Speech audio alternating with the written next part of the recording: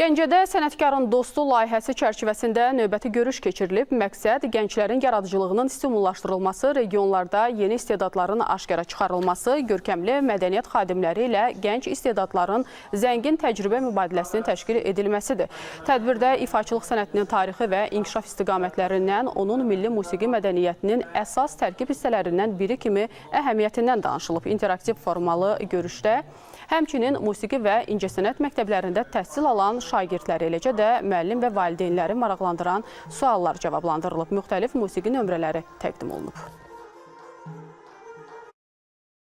Sənətkarın Dostu layihəsi əslində həm bölgələrimizdə, həm elə Bakı şəhərinin özündə, paytaxtda gözəl bir təşəbbüsdür ki, ustad dərsləri olsun.